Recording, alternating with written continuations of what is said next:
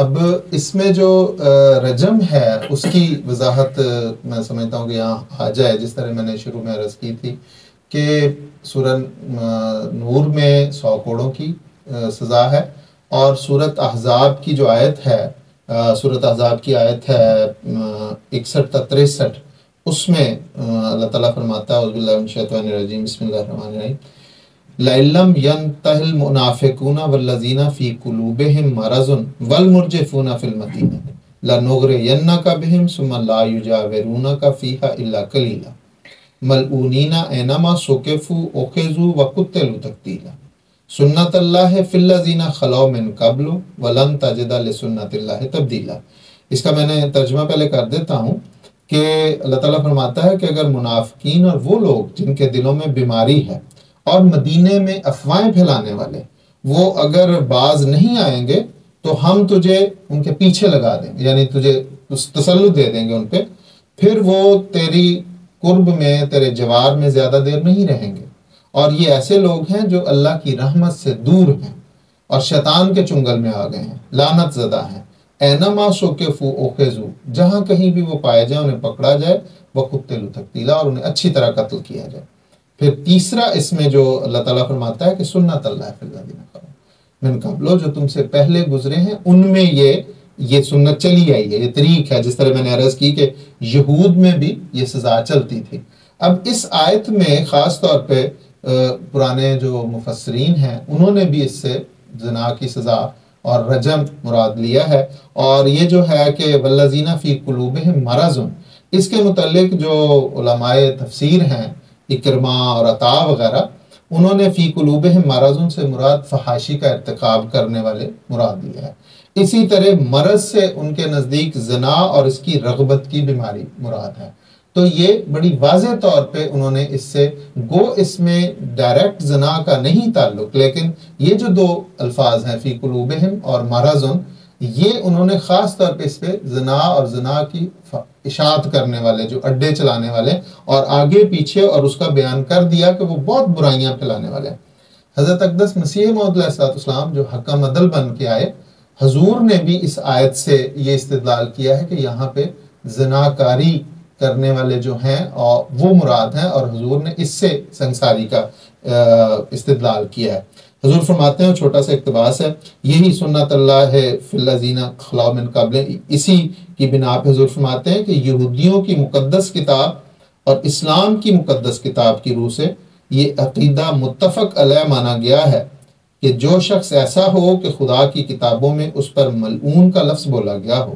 وہ ہمیشہ کے لیے خدا تعالیٰ کی رحمت سے محروم اور بے نصیب ہوتا ہے۔ جیسا کہ اس آیت میں یہی اشارہ ہے، ملعونین اینما ثقفوا اخذوا وقتلوا تقتیلا،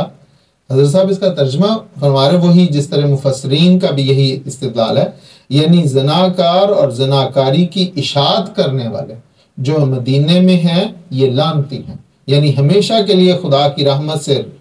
رد کیے گئے ہیں، اس لیے یہ اس لائق ہیں کہ جہاں ان کو پاؤ قتل کر دو۔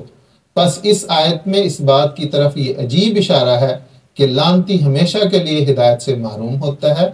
اور اس کی پیدائش ہی ایسی ہوتی ہے جس پر جھوٹ اور بدکاری کا جوش غالب رہتا ہے، اور اسی بنا پر قتل کرنے کا حکم ہوا، کیونکہ جو قابل علاج نہیں اور مرض متعدی رکھتا ہے اس کا مرنا بہتر ہے۔ اب اس میں حضرت صاحب نے یہ فرمایا، اور دوسری جو رجم کی آیت، رجم کا استدلال جس آیت سے کرتے ہیں وہ سورۃ مائدہ کی آیت ہے، اس میں اس کے الفاظ یہ ہیں، انما جزاء الذین یحاربون اللہ ورسولہ ویسعون فی الارض فسادا ان یقتلوا او یصلبوا او تقطع ایدیہم وارجلہم من خلاف او ینفوا من الارض ذلک لہم خزی فی الدنیا ولہم فی الآخرۃ عذاب عظیم۔ تو اس میں اس کا ترجمہ یہ ہے کہ وہ لوگ جنہوں نے اللہ اور اس کے رسول کی کھلی کھلی مخالفت اور ان کے محاربت کی ہم کے ساتھ، اور زمین میں وہ فساد پھیلا رہے ہیں، اور ان کی سزا یہ ہے کہ وہ یقتلوا، کہ وہ قتل کیے جائیں اور سلیب دیے جائیں، اور ان کے ہاتھ اور پاؤں مخالف سمت سے کاٹ دیے جائیں، یا انہیں زمین سے ملک بدر کر دیا جائے۔ یہ اس لیے ہے ذالک لہم خزی فی الدنیا، یہ اس دنیا میں ان کے لیے رسوائی کا باعث ہے، اور آخرت میں بھی ان کے لیے ایک عظیم عذاب ہے۔ تو اس آیت کو سامنے رکھتے ہوئے حضرت خلیفۃ المسیح رابع نے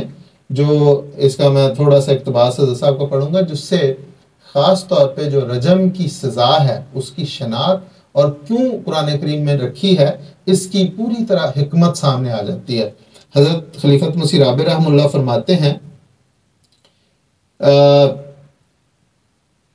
ایک اور موقع ہے جہاں رجم کا ذکر ہے،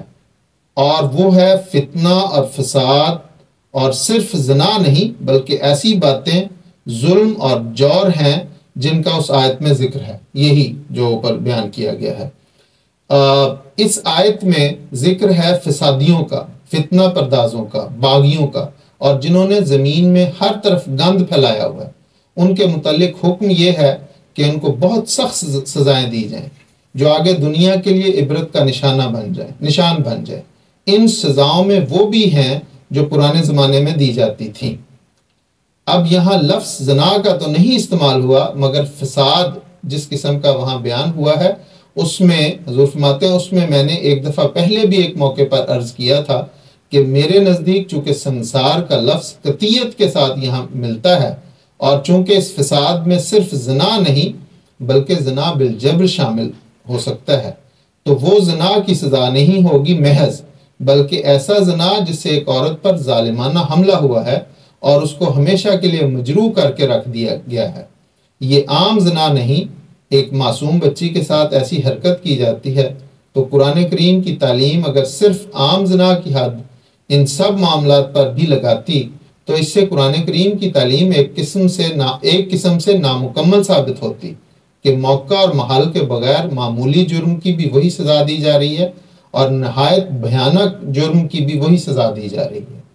اس لیے وہ آیت ہے جس میں یہ سارے امکانات کھلے رکھ دیے گئے ہیں اور سوسائٹی کو حق دیا گیا ہے کہ اگر تم جرم کی نوعیت عام جرموں سے بڑھ کر پاؤ اور نہایت خبیث قسم کے لوگوں سے واسطہ ہو تو وہاں تم یہ سزائیں جاری کر سکتے ہو۔